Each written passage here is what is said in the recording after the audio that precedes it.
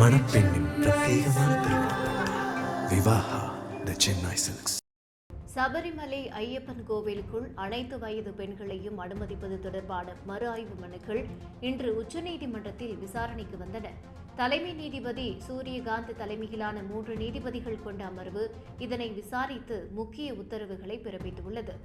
9 நீதிபதிகள் கொண்ட அரசியல் சாசன அமர்வு வரும் ஏப்ரல் 7ஆம் தேதி முதல் இந்த வழக்கின் இறுதி விசாரணையை தொடங்கும் என உச்சநீதிமன்றம் அறிவித்துள்ளது.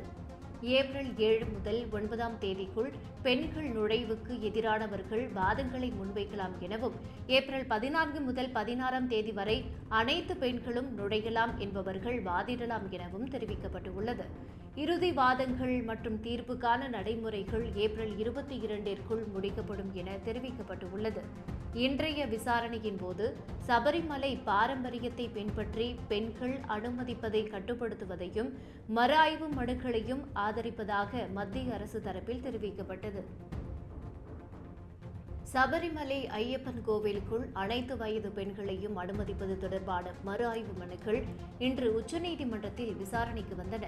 தலைமை நீதிபதி சூரியகாந்த் தலைமையிலான 3 நீதிபதிகள் கொண்ட அமர்வு இதனை விசாரித்து முக்கிய உத்தரவுகளை பிறப்பித்துள்ளது.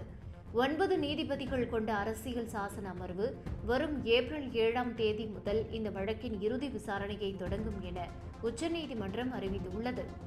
ஏப்ரல் 7 முதல் 9ஆம் தேதிக்குள் பெண்கள் நுழைவுக்கு எதிரானவர்கள் வாதங்களை முன்வைக்கலாம் எனவும், ஏப்ரல் 14 முதல் 16ஆம் தேதி வரை அனைத்து பெண்களும் நுழையலாம் என்பவர்கள் வாதிடலாம் எனவும் தெரிவிக்கப்பட்டுள்ளது. இறுதி வாதங்கள் மற்றும் தீர்ப்புக்கான நடைமுறைகள் ஏப்ரல் 22ற்குள் முடிக்கப்படும் என தெரிவிக்கப்பட்டுள்ளது. இன்றைய விசாரணையின் போது சபரிமலை பாரம்பரியத்தை பின்பற்றி பெண்கள் அனுமதிப்பதை கட்டுப்படுத்துவதையும் மறு ஆய்வு மனுக்களையும் ஆதரிப்பதாக மத்திய அரசு தரப்பில் தெரிவிக்கப்பட்டது.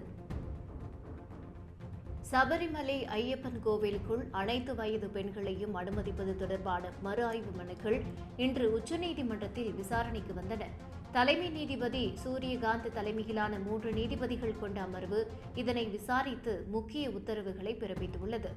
9 நீதிபதிகள் கொண்ட அரசியல் சாசன அமர்வு வரும் ஏப்ரல் 7ஆம் தேதி முதல் இந்த வழக்கின் இறுதி விசாரணையை தொடங்கும் என உச்சநீதிமன்றம் அறிவித்துள்ளது.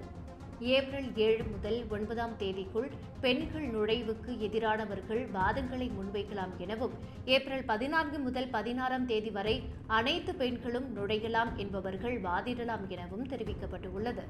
இறுதி வாதங்கள் மற்றும் தீர்ப்புக்கான நடைமுறைகள் ஏப்ரல் 22ற்குள் முடிக்கப்படும் என தெரிவிக்கப்பட்டுள்ளது.